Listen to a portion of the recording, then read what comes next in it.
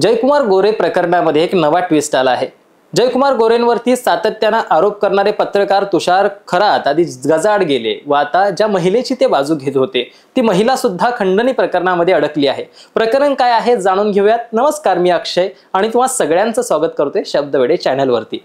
जयकुमार गोरे यांच्यावरती आरोप करणारी महिला 1 कोटी रुपयांची खंडणी घेत असताना सातारा पोलिसांनी तिला अटक केली आहे। ही महिला 3 कोटी रुपयांची मागणी करत होती। या घटनेने महाराष्ट्रातील राजकारणामध्ये पुन्हा एकदा खळबळ उडालेली आहे। राज्याचे ग्रामविकास मंत्री आणि भाजपचे नेते जयकुमार गोरे यांच्यावरती गंभीर आरोप करण्यात आले होते। जयकुमार गोरे यांनी सरसेनापती हंबीरराव मोहिते यांच्या कुटुंबातील महिलेचा छळ केल्याचा आरोपही ठाकरे गटाचे खासदार संजय राऊत यांनी केला होता। यामुळे जयकुमार गोरे यांच्या अडचणीत वाढ झाली होती किंवा झाली आहे असं म्हणत होते। आता या प्रकरणी एक मोठी अपडेट समोर आली आहे। जयकुमार गोरे यांच्यावरती आरोप करणाऱ्या महिलेला खंडणी प्रकरणामध्ये अटक करण्यात आलेली आहे। त्या मिळालेल्या माहितीनुसार जयकुमार गोरे यांच्यावरती आरोप करणाऱ्या महिलेने 1 कोटी रुपयांची खंडणीची रक्कम स्वीकारत असताना अटक केलेली आहे। सातारा पोलिसांनी ही कारवाई केलेली आहे। जयकुमार गोरे यांच्यावरती आरोप करणाऱ्या महिलेने हे प्रकरण मिटवण्यासाठी दाबण्यासाठी 1 कोटी रुपयांची खंडणी स्वीकारलेली आहे। 3 कोटी रुपयांची तिने मागणी केलेली होती आणि हे सगळं प्रकरण घडत असताना त्या महिलेला सातारा स्थानिक गुन्हे शाखेचे अधिकारी आहेत त्यांनी ही कारवाई करून तिला अटक केलेली आहे। आता हे संपूर्ण प्रकरण काय आहे हेच आपण डिटेलमध्ये जाणून घेऊ। मंडळी, सातारा जिल्ह्यातील मानखटाव मतदारसंघाचे आमदार असणारे जयकुमार गोरे हे सध्या मंत्रिमंडळामध्ये ग्रामविकास मंत्री आणि पंचायत राज मंत्री आहेत।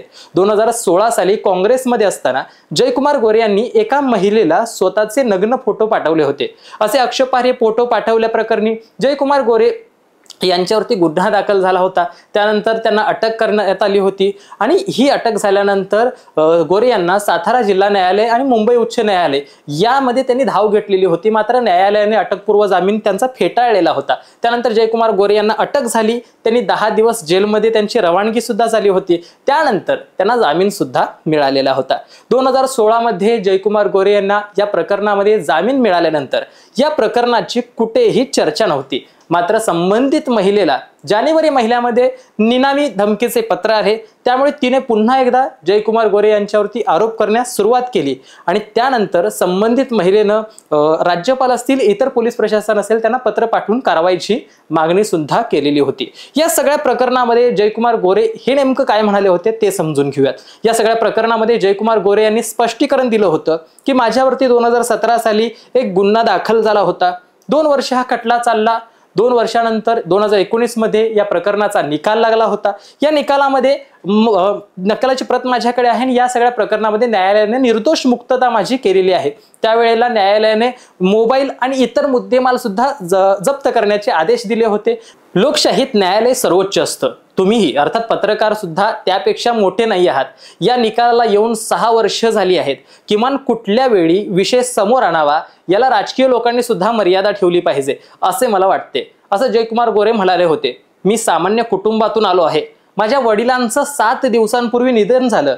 मला भावनिक विषय करायचा नाही, पण ज्या वडिलांनी मला संघर्ष करून मोठं केलं, वाढवलं, त्यांच्या मृत्यूनंतर मला अस्थि विसर्जन सुद्धा करून देण्यात आलं नाही। इतक्या खालच्या पातळीवरचं राजकारण हे विरोधक करतील याची मला अपेक्षा सुद्धा नव्हती, पण शेवटी राजकारणात अशा गोष्टी होत असतात। मला विचारलेल्या प्रश्नांची उत्तरं देणं ही मी माझी जबाबदारी समजतो, असं जयकुमार गोरेंनी पत्रकारांशी बोलताना आपली स्पष्ट मतं मांडलेली आहेत। मात्र या महिलेचे वकील जेव्हा या महिलेला अटक झाली, अर्थात नवीन वकील आता अटक झाल्यानंतर पोलिसांसमोर काय बोलतायत किंवा मीडिया समोर नेमकं काय बोलतायत, तर नितीन गोडसे असं म्हणतात की महिलेला फसवण्याचा हा प्रयत्न केला जातोय। कारण एन्थ्रासिन नावाची पावडर असते जी नोटांना आधी लावली जाते आणि ती महिलांनी हातात जर नोटा घेतल्या असतील तर त्या महिलेला सुद्धा हाताला लागली असती आणि त्याचं चेकअप होत असतं। मात्र अशी कुठलीही चेकअप झालेली नाही किंवा अशा कुठल्या चेकअपची FIR मध्ये नोंद सुद्धा करण्यात आलेली नाहीये। तर या महिलेला फसवण्यासाठी तिच्या वकिलांनीच अर्थात जे आधीचे वकील होती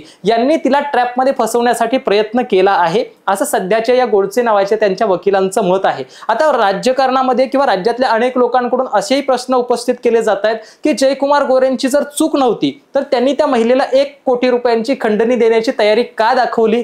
जरी दाखवली तरी जयकुमार गोरेंसारख्या मंत्र्यांनी 1 कोटी रुपयांसारखी रक्कम नेमकी आणली तरी कुठून, आणि मग त्या महिलेला ते 1 कोटी रुपये देत असतील तर इतके पैसे ते तिला देत असतील तर नेमके यांच्या कुठल्या कुठल्या चुका त्या महिलांकडे आहेत, आणि मग त्या महिलेचा आवाज दाबवण्यासाठी हा ट्रॅप रचला गेलाय का, असं विरोधकांकडून पुन्हा एकदा विचारलं जाते।